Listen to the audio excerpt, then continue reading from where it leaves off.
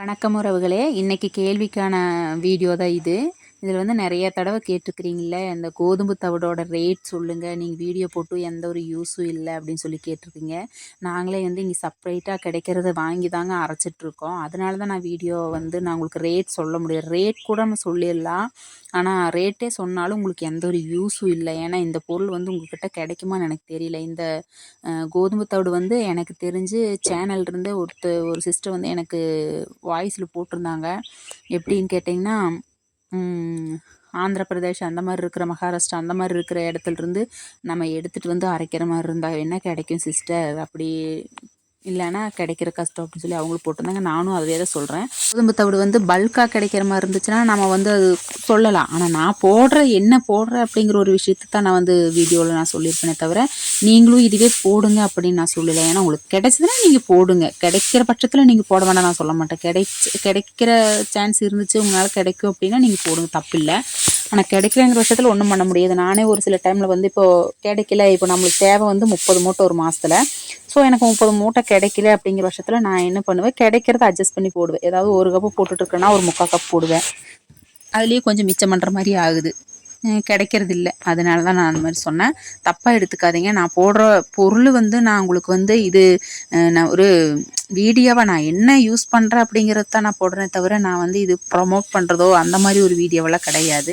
நான் என்ன யூஸ் பண்ணுறேனோ, நான் மாட்டுகளுக்கு என்ன கொடுக்குறேன், நான் மாட்டுகளுக்கு என்ன மெடிசன் கொடுக்குறேன், அந்த மாதிரி இருக்கிறதும் அதனால மாட்டுகளை எப்படி கவனிக்கிறேன், எப்படி பார்த்துக்கிறேன் அப்படிங்கிற ஒரு இன்ஃபர்மேஷன், அதாவது உங்களுக்கெல்லாம் ஒரு யூஸ்ஃபுல்லான ஒரு வீடியோவாக இருக்கும்னு நான் நினைக்கிறேன். ஏன்னா நீங்கள் இந்த கொஸ்டின் வந்து ரிட்டன் திருப்பி அதுவும் நவீன் சொல்லிட்டு ஒரு ஐடியில் இருக்குது. கோதுமை தவிடு வாங்குறதுக்கு காண்டாக்ட் நம்பர் சொன்னாதான் என்னக்கான்னு கேட்டிருக்காங்க. எனக்கு கஷ்டமாக நான் எடுக்கல, இல்லை வீடியோ போட்டு யூஸ்ஃபுல்லாக இருக்கும்னு எப்படி சொல்கிறீங்க, என்ன பண்ணுறதுன்னு சொல்கிறீங்க.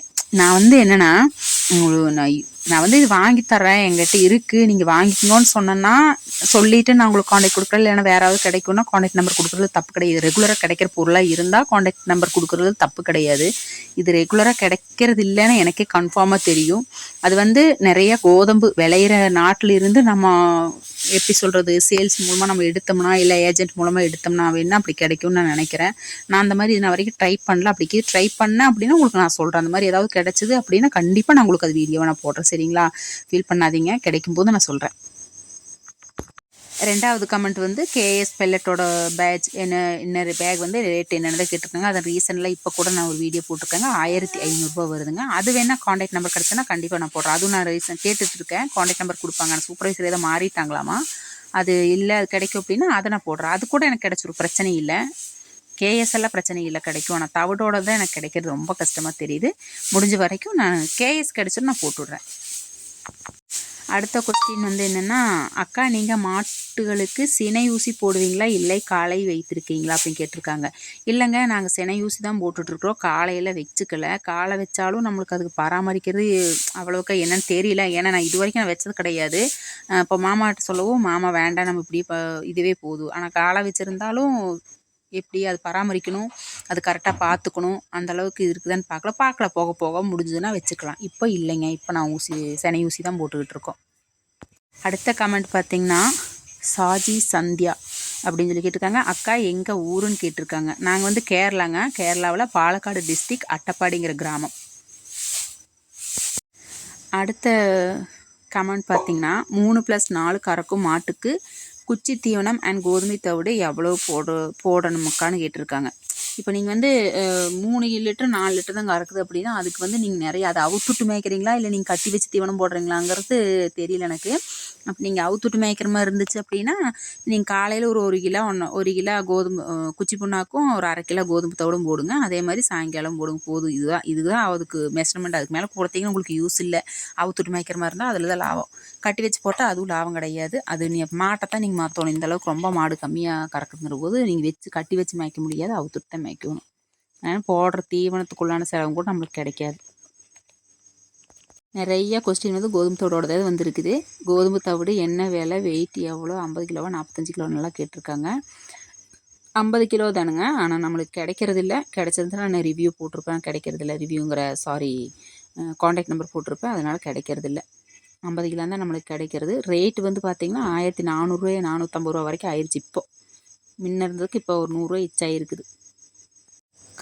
டைமிங் சொல்லுங்கக்கா அப்படின்னு சொல்லி கேட்டிருக்கீங்க. டைமிங் வந்து நம்ம காலையில் 4 மணிக்கு ஸ்டார்ட் பண்ணுவோங்க. 3:30 மணி டு 4க்குள்ளே ஸ்டார்ட் பண்ணிடுவோம்.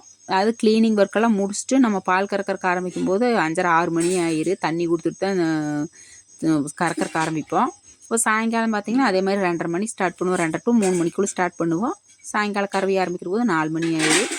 கறவை முடிக்கிற போது 7 மணி ஆயிரு. தீவனம் கொடுத்து முடிக்கிற போது 7:30 ஆயிருமுங்க. தண்ணி மட்டும் நமக்கு காலை 2:30 மணிக்கு க்ளீன் பண்ணி முடிச்சதையுமே தண்ணி வச்சுருவோம். தவிடு தண்ணி வச்சுருவோம். உங்கள் சேனலில் 4 வீடியோ போட்டாலும் சூப்பராக போட்டிருக்கீங்க, பயனுள்ளதாக. தேங்க்யூங்க. Thank you Vicky, thank you. சங்கீதா பாலு அப்படின்னு சொல்லி ஒரு ஐடியிலிருந்து சொல்லியிருக்காங்க. நாங்களும் மாடு வச்சுருக்கோம். ஏங்க உங்கள் ஃபோன் நம்பர் கொடுங்க அக்கா. எவ்வளவு போட்டாலும் வரமாட்டேங்குது. எவ்வளவு போட்டாலும் பால் இருக்க மாட்டேங்குது. அப்படிங்களா?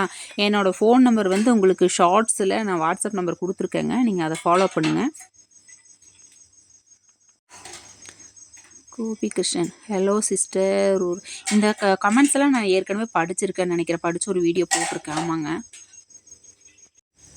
இந்த கேள்விக்கு தான் பதில் சொல்லணும். ஏன்னா மண்வாசம் அக்கா வணக்கம். உங்கள் ஏரியாவில் 1 லிட்டர் பாலுக்கு என்ன விலை? ரிப்பீட்டடாக கேட்கக்கூடிய ஒரே ஒரு கமெண்ட்டுன்னு பார்த்தீங்கன்னா இதுதான். நம்ம ஊர்லேங்க ஃபேட்டு எஸ்என்எஃப் பொறுத்து நம்மளுக்கு விலை கிடைக்கும்.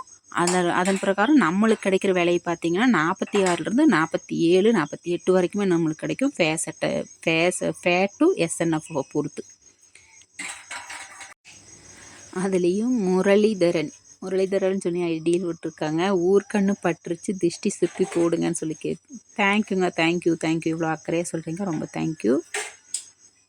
அக்கா, பால் பண்ணை ஆரம்பிக்க எவ்வளவு இடம் தேவை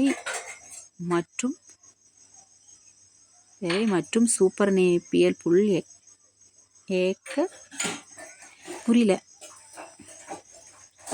ஏக்கர் போட்டால் எத்தனை மாடு? 1 ஏக்கர் போட்டால் எத்தனை மாடு என்று சொல்லுங்கள் அப்படின்னு. மாடு வளர்த்துறதுக்கு பார்த்தீங்கன்னா நீங்கள் 10 சென்ட் இடம் இருந்துச்சுனாலும் மாடு வளர்த்தலாம். 5 சென்ட் இடம் இருந்தாலும் இப்போ மாடு வளர்த்தலாம். ஆனால் தீவனம் உங்கள்கிட்ட இல்லைங்கிற போது அது நஷ்டத்தில் போயிடும். முடிஞ்ச வரைக்கும் தீவனம் கையில் இருக்கிற மாதிரி நீங்கள் மாடு வளர்த்துனீங்கன்னா ரொம்பவே லாபம் கிடைக்கும். தீவனம் இல்லைன்னா நஷ்டத்தில் தான் போகும். இப்போ நாங்கள் பார்த்திங்கன்னா எங்களுக்கு இருக்கிற மாட்டு பண்ணைக்கு இருக்கிற தீவனம் பத்துறதில்லை, கம்மியாக தான் இருக்குது. பகுதி நம்ம கடையிலேருந்து வெளியிலேருந்து வாங்கிட்டு இருக்கிறோம். அதனால் ரொம்ப லாபம் பார்க்க முடியறதில்ல. நீங்கள் 5 சென்ட்லேயும் வைக்கலாம், 10 சென்ட்லேயும் வைக்கலாம். தீவனம் வெளியில் வாங்குறதுக்கு கஷ்டமாக இருக்கும். அதனால் கொஞ்சம் தீவனத்தை ரெடி பண்ணிவிட்டு மாடு வளர்த்துங்க. 1 ஏக்கரா வச்சிங்கன்னா 10 மாடு வரைக்கும் நம்ம வளர்த்தலாம். 1 ஏக்கரா சூப்பர் நேப்பியர் புல் வச்சோம் அப்படின்னா 10 மாடு வரைக்கும் நம்ம வளர்த்தலாம். 2 நேரம் தான் தீவனம் கொடுக்குறது. எல்லா நேரம் தீவனம் கொடுத்தோம்னா அது பால் கறக்காது. அதுக்கப்புறம் பார்த்திங்கன்னா நம்ம பண்ணையோட நீளம் எவ்வளவு, அகலம் எவ்வளவு அப்படின்னு சொல்லி கேட்டிருக்கீங்க. அதுக்கு நான் வந்து ஒரு ஃபுல் வீடியோவை நான் கொடுக்குறேன். ஏன்னா அது வந்து ஃபுல்லாகவே வீடியோ எடுத்து போடணும்னு நினைக்கிற டைமே சுத்தமாக கிடைக்க மாட்டேங்குது. முடிஞ்ச வரைக்கும் நான் ஃபுல் வீடியோவை நான் போடுறேன் உங்களுக்கு, சரிங்களா? இப்போ அடுத்த கமெண்ட் பார்த்திங்கன்னா ராதாகிருஷ்ணன் கல்லடின்னு சொல்லி போட்டிருக்காங்க. அதாவது மலையாளிஸு. அவங்க கேட்டிருக்காங்க, ഞാൻ നിങ്ങളുടെ ഫാം സന്ദർശിക്കാൻ ആഗ്രഹിക്കുന്നു. ഞാൻ പാലക്കാട്. നിങ്ങൾ എവിടെയാണ് அப்படின்னு சொல்லி കേട്ടിருக்காங்க. ഞങ്ങളുടെ നാടും പാലക്കാട് ഡിസ്ട്രിക്റ്റ് അട്ടപ്പാടിയാണ്. അപ്പോൾ നിങ്ങൾക്ക് ഇവിടേക്ക് വരാൻ ആഗ്രഹമാണെങ്കിൽ വരാൻ പറ്റും. നമ്മുടെ MS ഫാമാണ്. ഗൂഗിൾ മാപ്പിൽ നിങ്ങൾ ഇടുകയാണെങ്കിൽ തന്നെ നിങ്ങൾക്ക് ആ ഫാമിൻ്റെ ലൊക്കേഷൻ ഇടാവുന്നതാണ്. ആ ലൊക്കേഷൻ പ്രകാരം നിങ്ങൾക്ക് വരാവുന്നതാണ്. പക്ഷേ നിങ്ങൾ വരുന്ന മുന്നേ നമ്മുടെ വാട്സപ്പ് നമ്പർ നമ്മളെ ചാനലിലുണ്ട്. ആ ചാനലിൽ നിങ്ങൾ വാട്സപ്പ് നമ്പർ എടുത്തിട്ട് നിങ്ങൾ കോളല്ലത് മെസ്സേജ് വോയിസോ அந்த மாதிரி വാട്സപ്പ് ഇട്ടിട്ട് നിങ്ങൾ വരിക. അല്ലെങ്കിൽ ഞങ്ങൾ വീട്ടിലുണ്ടോ ഇല്ലയോ എന്ന് അറിയില്ല. അതുകൊണ്ട് നിങ്ങൾ അത് നോക്കിയിട്ട് വരിക. ഈ വീഡിയോ കാണുകയാണെങ്കിൽ നിങ്ങളത് കോണ്ടാക്ട് ചെയ്തിട്ട് வரிക.